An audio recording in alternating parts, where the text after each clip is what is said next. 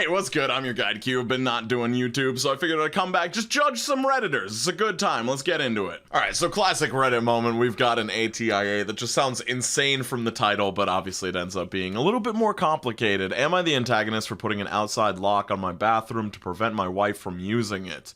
My wife, 25 female, and I, 31 male, bought a house together about 6 months ago. This is our first time living together. Our house is an old American house that has been reformed many times. As a consequence of this, it has a silly layout where there are 2 bathrooms right next to each other that share the same wall.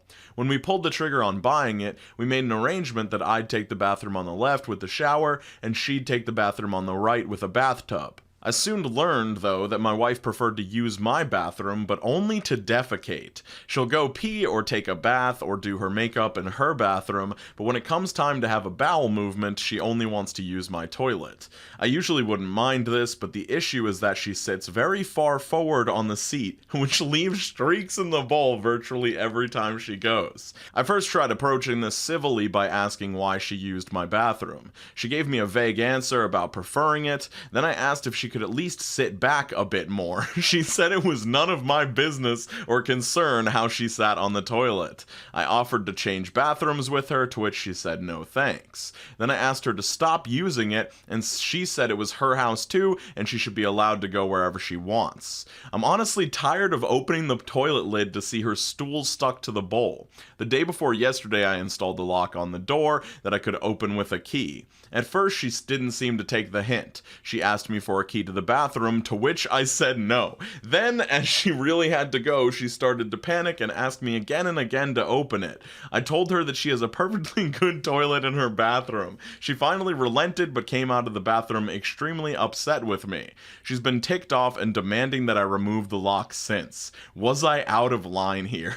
So, like, this is an insane situation. Either it's completely made up, or, like, these people have just no idea how to resolve conflicts. You can't be married to a person and just go around and, like, lock the door to solve your problems. Now, like, obviously this dude is generally in the right. What his wife is trying to do is insane. It's like, you have your own bathroom, take shits over there, or if you're gonna take shits in my bathroom, take shits normally so that it doesn't get stuck on the fucking inside rim of the toilet every single time. Like, but if you're gonna be married together, you need to be able to resolve a conflict like this by talking to one another and figuring it out. Don't just, like, jump around and put a lock on the door and be like, well, I solved the problem my way. Like, obviously that's not gonna fly long term in the relationship. So yeah, I just don't get how you expect to have a happy marriage if, like, this is how such a simple problem like this is going to be dealt with. Okay, oh god, I don't know with this one. AITA for thinking my girlfriend has low self-esteem after meeting her friends.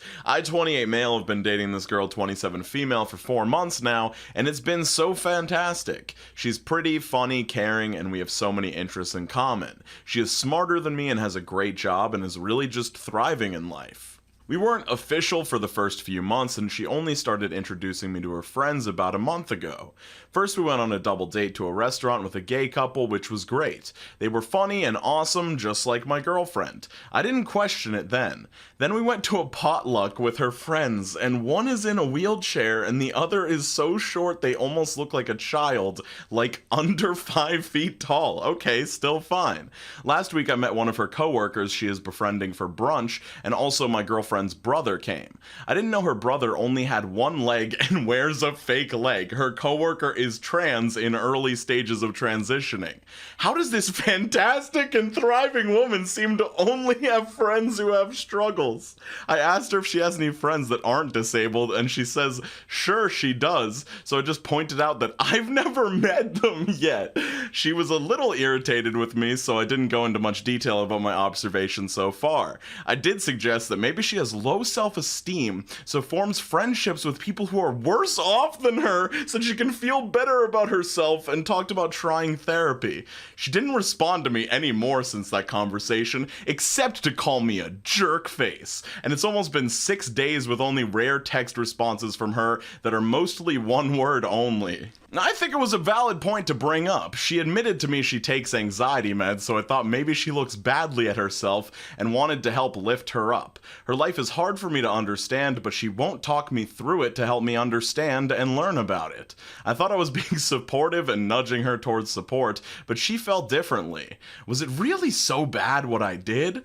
Edit, okay, I can see I was the asshole by the votes. I also feel I should have included some more info. Like, she asked her landlord if she can build a ramp so she can hang out with her one wheelchair friend at home. It cost her a lot of money. She paid for it, so it does impact her life and will probably continue that way.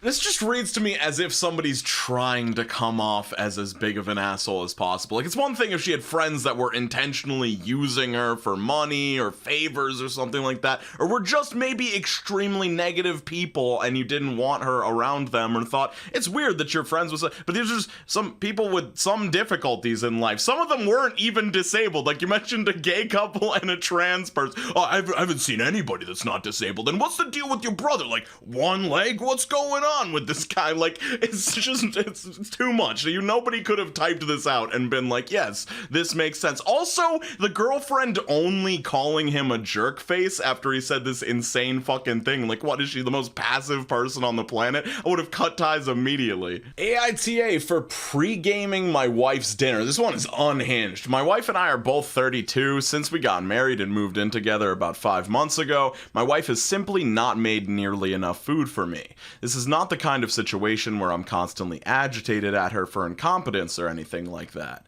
I would be more than happy to microwave a burrito. I would be more than happy to whip up a peanut butter and jelly sandwich. But I can't. My wife has, every single night of our marriage, done the same thing. She'll make a tiny dinner. I'm talking like a Chinese chicken salad with 30 grams of chicken and 10 leaves of lettuce arranged fashionably with dressing. When I finish eating, I'm still hungry because for a 230-pound man who works a physical labor job, it's not enough food. At first, I tried to openly communicate with her, but she always took it horribly. She would adopt a 1,000-yard stare, then begin talking about how incompetent she is and how she can't even make her husband a proper dinner. I try to calm her down with, oh honey, that's just not the case. I just eat too much, or don't worry about it, I can make a bit more. I try to be overwhelmingly positive. It never helped. She would always just get incredibly disappointed in herself, cry, and or take it out on me. Then she would make the exact same amount of food the following day. After the communication route failed, I tried to eat her dinners as is. It became hard to sleep at night due to hunger, and I lost 7 pounds in the first month. Eventually, I figured out my own system. On my way home from work, I started swinging by a fast food restaurant and getting myself a burger. I would basically pre-game her meals with some more calories. I figured it was a win-win, as what she doesn't know can't hurt her, and I could have my fill of food. I would eat on my way home, walk in the door, pick at the salad or quinoa or homemade mac and cheese she made, compliment her for her delicious cooking, and later dispose of the wrappers discreetly. 2 days ago, I was on my way home and in line at a drive-thru. My mother-in-law was coming out of the restaurant. She ran over and greeted me. I asked her in a humorous way not to tell her daughter where she saw me because she'd take it badly, and she agreed, but then she narked on me anyway. I got home to a furious wife who demanded details. When I provided the truth, she got extremely angry and looked legitimately hurt. I'm not good at handling confrontation, and I feel like I betrayed my wife in some way. Was I wrong here? If this is intentional, and even if it's not, this is kind of a form of abuse. I mean, this woman's trying to control what this guy eats, and then when he tries to do his own thing, or tries to ask her to prepare more, he gets this 1,000-yard stare, and she starts shitting all over herself, like putting him in this horrible situation, where he has to say like, oh honey, that's not the case, I just eat too much. No, you need a decent amount of food. You work a physical labor job, and you're an adult man who needs, like, maybe she's 5 feet tall, 100 pounds, maybe this is actually an acceptable amount of food for her to be healthy, but it's not for you, and she's trying to control that, and like, this will absolutely ruin your life if you allow this to continue. I think either something has to drastically change, or divorce is gonna happen almost as quick as you guys got married. Am I the antagonist for yelling at my wife after she blew up my phone with calls because of a fire? This is so wild, it's just completely absurd. Throw away because some of this made local news and I don't want anyone connecting it back to me. I work in a place where we are not allowed to have personal electronics on us at all. No phones, no smartwatches, no pagers. I've been working here for about 6 months, so my wife knows this and understands that she should not try to contact me by cell at work. Phones are dropped off in our lockers, and I typically have mine on Do Not Disturb. Before this incident, my phone has never gone off in the locker before. Recently, there was a pretty big fire at a secondary work site that I do work at occasionally, but that day I was working at the main building. Local news covered the fire before I found out about it because, again, no electronics, plus the work we do isolates us a bit, so news travels pretty slowly. There were a few casualties, and a lot of seriously injured folk. That's the most Reddit way you could refer to that anyway. My wife had been watching the news from home and started freaking out, I guess. She called me 20 freaking times, which, and I did not know this was possible, overrode my Do Not Disturb, and my phone was ringing for a while in my locker. In the middle of my shift, I got called to my manager office and was chewed out and written up for my phone making so much noise. They told me to go take care of whatever was making my phone go off before I went back to work.